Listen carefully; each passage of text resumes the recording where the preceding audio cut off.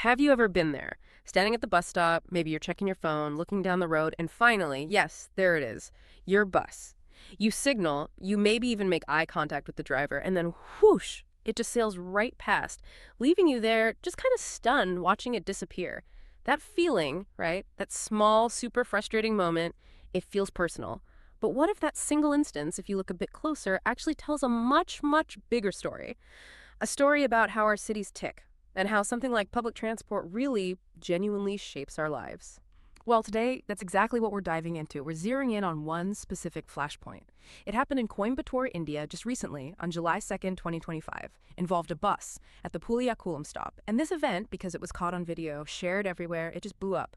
It sparked this huge conversation about public transport, what it's for, and, well, how it's actually working for people. Yeah, it's pretty remarkable, isn't it? How just one moment, one short video clip, can suddenly shine a spotlight on the absolutely vital role public transport plays. Yeah. Especially busy places, industrial cities like Coimbatore. We're talking about the Tamil Nadu State Transport Corporation, the TNSTC. Yeah. For so many people, it's not just buses, it's their lifeline, really. It gets them to work, to school, everywhere.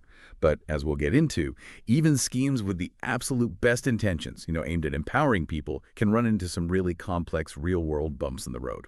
Okay, so let's unpack this specific incident then. July 2nd, 2025, Puliyakulam bus stop. What exactly happened that grabbed everyone's attention? Well, the video itself was pretty stark, and honestly, quite relatable if you've ever relied on a bus. It showed a TNSTC bus, number 5C route, pulling up towards the Puliyakulam stop. There's a woman standing right there, clearly waiting, signaling, wanting to get on. And the bus, it just didn't stop. Didn't even seem to slow down much. Just went straight past, leaving her standing there. That image, it really hit a nerve. It felt like more than just missing a stop. It felt like the system failing someone right there in plain sight.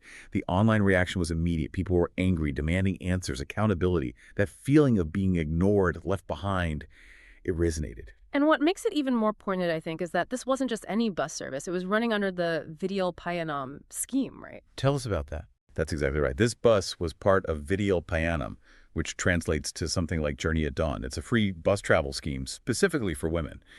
This was a really major initiative launched by the DMK government back in 2021, a landmark policy, really. And the goal was huge.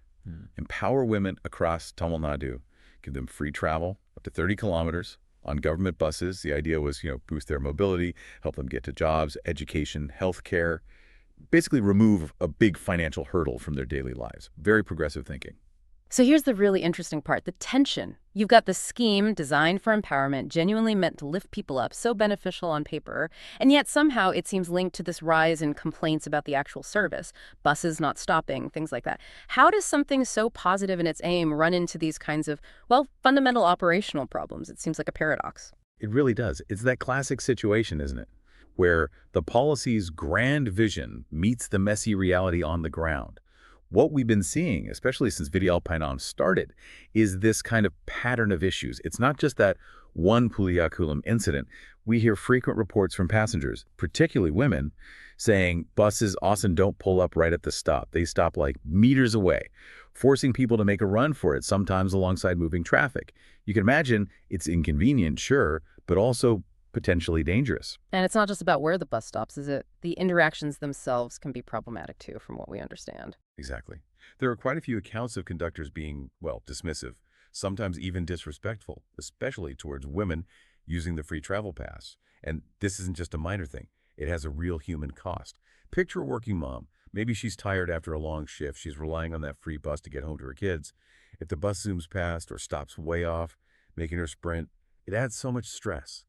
Makes her late. It undermines the whole point of empowerment, doesn't it? Or think about elderly women or someone pregnant or traveling with small kids, having to rush, struggle to board. It can be really tough, physically taxing. So an economically empowering scheme, however great the idea, it risks feeling like a bit of a, well, hollow promise if the day-to-day service isn't reliable and respectful. The real success is in those daily experiences. Yeah, and when you look at who's actually using the scheme, That human side becomes even clearer. We found some data showing about 52% of women using it are under 40, but a really significant chunk, 48%, are over 40, so it's reaching a wide age range. But this really struck me. 44% of the users have less than a fifth grade education. That just underscores how vital this service is for potentially vulnerable groups, people who really depend on public transport. Maybe it's their only option. Their jobs, their access to essentials, their whole day relies on that bus showing up and being treated with basic respect. Okay, so with all these complaints bubbling up and the Puliyakulam incident making waves, how did TNSTC, the Transport Corporation, respond officially? What did they say they'd do? Well, TNSTC did respond quite formally.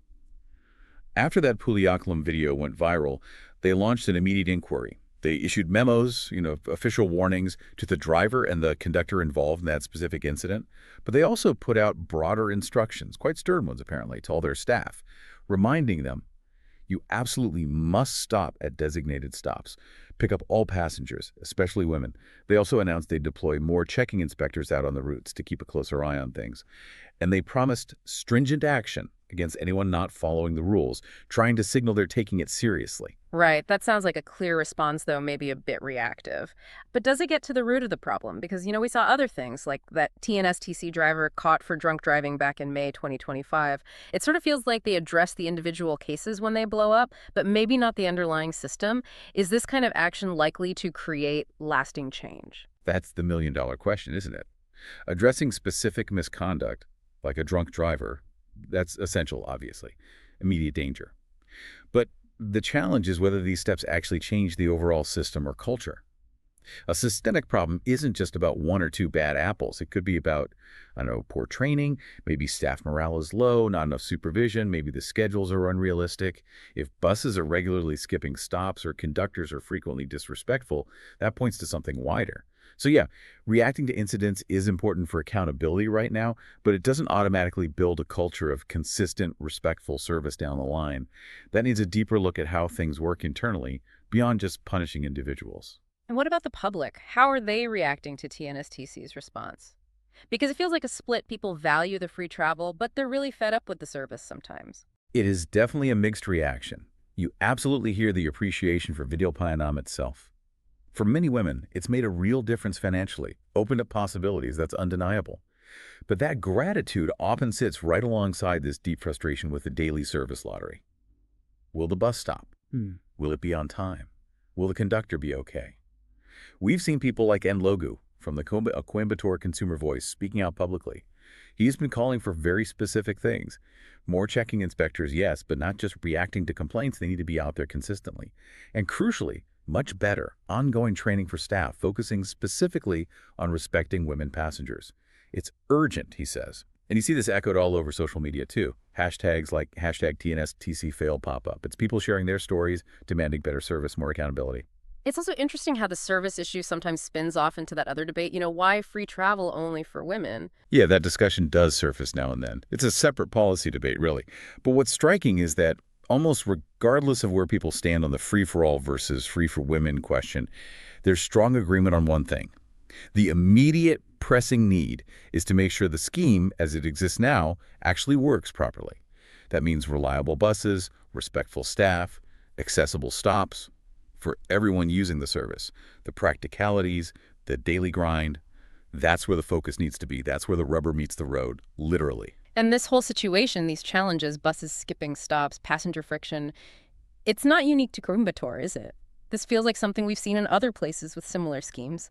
Let's broaden out what's happened elsewhere. Oh, absolutely. This isn't just a Coimbatore story. This is a common growing pain, you could say, for these kinds of ambitious transport policies. Look at Delhi. They also brought in free travel for women. Hugely popular initiative. But they ran into major issues with overcrowding, particularly at peak times. Buses got so packed. And that, in turn, sometimes led to drivers just skipping stops because they literally couldn't fit anyone else on, which understandably caused a whole new wave of frustration. The free service wasn't always reliable. Or think about Karnataka's Shakti scheme, launched in June 2023. It faced quite a bit of backlash right at the start, partly implementation hiccups, but also bigger debates about whether the existing infrastructure can handle it, and the impact on private bus operators too.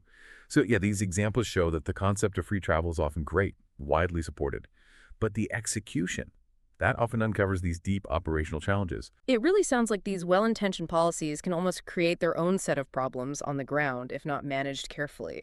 Is there anywhere that seems to be navigating these operational hurdles a bit more successfully, a potential model? Well, Kerala offers an interesting comparison. They also have various initiatives to support public transport users. But their approach seems to have placed a really strong emphasis on the fundamentals first.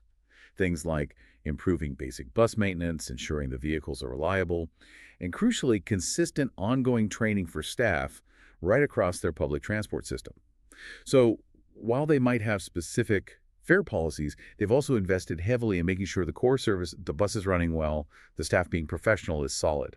And that really underscores a key point. The long-term success of any free travel scheme, its ability to genuinely deliver on its promise, depends just as much on operational efficiency and public trust as it does on the policy itself.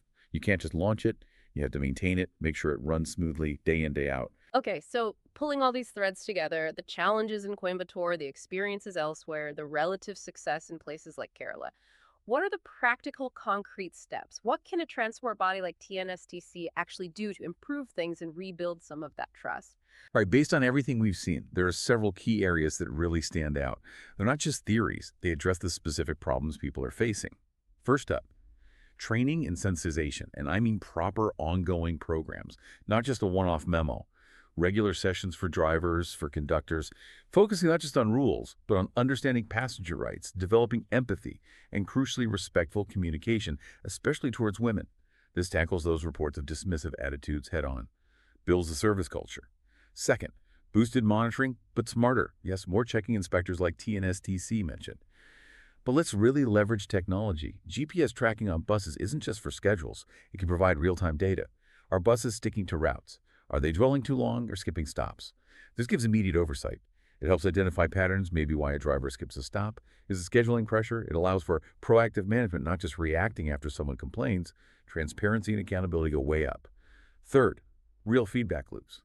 Make it genuinely easy for passengers to report problems. Simple helplines, maybe a user-friendly app. If a bus skips your stop or you face disrespect, you should be able to report it in seconds. But, and this is key, there needs to be a clear process for quick resolution. People need to see that their feedback actually does something that builds trust back. Fourth, basic infrastructure matters. Let's look at the bus stops themselves. Are they clearly marked?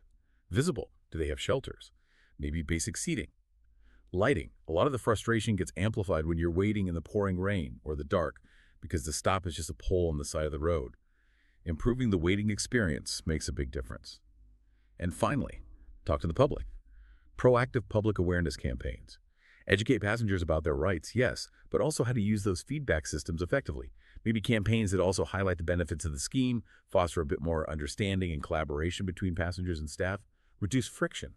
Taken together, these steps aren't rocket science, but they require consistent effort, and they can genuinely change the daily reality for millions. So, when we step back and look at all this, what's the big takeaway? That moment at the Puliyakulam stop, the video, the debates around Vidyal Payanam. It seems to highlight this really fundamental tension, doesn't it, between a really admirable goal, a policy designed to empower people, and then the messy, complicated reality of actually making it work on the ground. Operations, resources, just human factors. Precisely. The ultimate success. The true value of any big public project, especially something as personal as daily transport for women. It isn't just about the policy paper or the announcement. It boils down to reliable, respectful, consistent delivery, day after day. What we can learn here is crucial by really paying attention to these experiences, learning from mistakes and successes, using technology smartly, and truly listening to feedback. Transport bodies can rebuild that essential trust. They can make sure public transport is what it's meant to be, a vital service that genuinely empowers everyone. And maybe here's something to chew on, a final thought as we wrap up this deep dive. When we create these big systems intended to lift people up, to empower them, what's the real way we should measure if they're working? Is it the grand vision laid out in the plan? Or is it the simple daily reality felt by that one person standing at the bus stop, just hoping, needing the bus to actually stop? Think about that.